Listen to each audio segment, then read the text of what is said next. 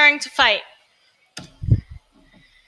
So the Second Continental Congress gets together with the colonist leaders, and John Hancock is chosen to become president of that Second Continental Congress, and he and the other leaders decided two things. First, they wrote the Olive Branch Petition to send to King George, once again hoping to accommodate. They wanted to try to come to a peaceful solution before war officially got started. But they also figured, you know what, King George hasn't been very good with listening to us. Maybe we should also put together the Continental Army. The Continental Army was formed to protect the colonists from the British Army, and there's a picture of the Continental Army for you right there. It's different from the militias because it was able to move anywhere in the 13 colonies. So it wasn't stuck in only one colony, protecting one specific colony. They could go anywhere that was needed. So now they just needed somebody who would be in charge of that Continental Army, and that was Commander-in-Chief George Washington. He got the job for three reasons. One, he wore a general's uniform to the meetings. He had military experience, and he was from Virginia, which was a very large southern colony, and the Continental Congress and the leaders were hoping that that would inspire more people to join the Continental Army and the colonists in fighting against the British. So then we have another big battle. We already talked about the Battle of Lexington and Concord. This is the Battle of Breed's Hill. It's also known as the Battle of Bunker's Hill. And from that hill, militiamen would be able to fire cannons at British ships. Here's the British plan. The British thought the colonists would run away without fighting if they saw a much larger British army coming towards them.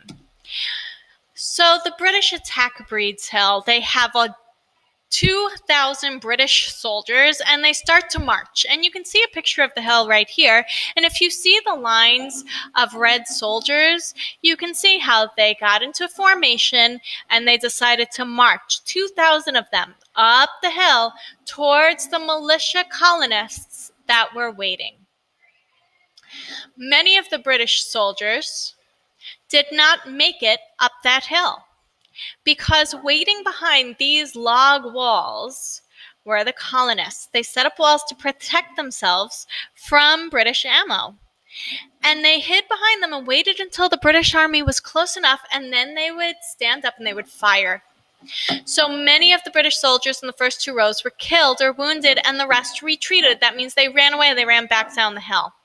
The British tried 4 times to get up that hill before the colonists ran out of bullets. And when the colonists ran out of bullets, they had to retreat. So both sides claimed victory. The British thought they won because the colonists retreated, but the colonists thought they won because they killed or injured over half of the British soldiers that were there. And the colonists only had 400 people who were killed or injured. That's what casualties mean. So here's why the name should be Breed's Hill, but it's actually called Bunker Hill. In history, historians got a little confused. The hills were very close to each other, but they were actually here looking over the harbor. They were not here as they thought. So why are the colonists being able to succeed against a much bigger British army? Well, because they have a different type of battle strategy. They do not do what the British do. The British line up, like you see in this picture right here, and they face their opponents. They get ready to shoot, and they fire.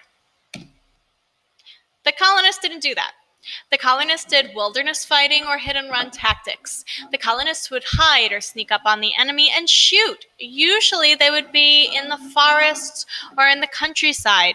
So they hid behind logs, walls, trees, houses, and fences, and then would jump out at the marching British army and fire. And it was very effective.